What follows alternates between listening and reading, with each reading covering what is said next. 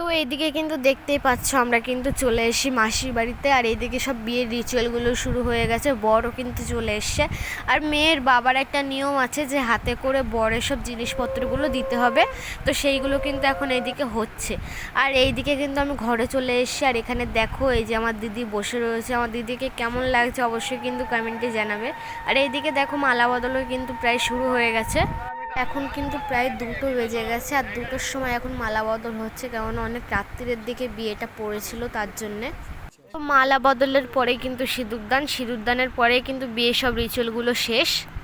ভোর হতে কিন্তু আর বেশিক্ষণ বাকি নেই, তার মধ্যেই কিন্তু বিয়ে কিন্তু শেষ হয়ে যাবে। এখানে দেখো বর আর বউ কুলোই করেছে, একটা খই ফেলার একটা নিয়ম আছে, সেটা কিন্তু এখানে হচ্ছে। তখন এত ধোঁয়া হয়ে গেছিলো যে বউ কিন্তু চৌকি খুলে রাখতে পারছে না, তোমরা কিন্তু দেখতেই পাচ্ছ। আর চারিপাশে একদম পুরো ধোঁয়ায় ধোঁয়া হয়ে গিয়েছিল।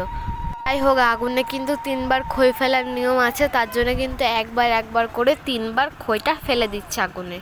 আগুনে কিন্তু খই ফেলা হয়ে গিয়েছে। আর এখানে দেখো সিঁদুর রাখা রয়েছে, এবার সিঁদুর দানটা শুরু হবে। আর এইদিকে সিঁদুর দানও কিন্তু শুরু হয়ে গেছে, বর আর বউ একদম রেডি। আর আমি অনেক ভিডিওতেই কিন্তু আমার ছোটো মাসির কথা বলেছি, আর পিছনে যে দাঁড়িয়ে রয়েছে সেই কিন্তু আমার ছোটো মাসি। আর বর আর বউকে কেমন মানিয়েছে অবশ্যই কিন্তু কমেন্টে জানাবে। বিয়ে তো প্রায় হয়ে গেল, আর এইদিকে কিন্তু খেতেও আমরা চলে এসেছি, অনেকটাই রাত হয়ে গেছে।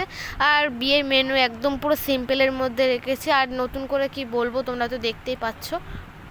খাওয়া দাওয়া কিন্তু আমাদের একদম শেষ। তো বউ ভাতের পর্বগুলো তোমরা যদি দেখতে চাও অবশ্যই কিন্তু কমেন্টে জানাবে। আজ আসি, সবাইকেই টাটা।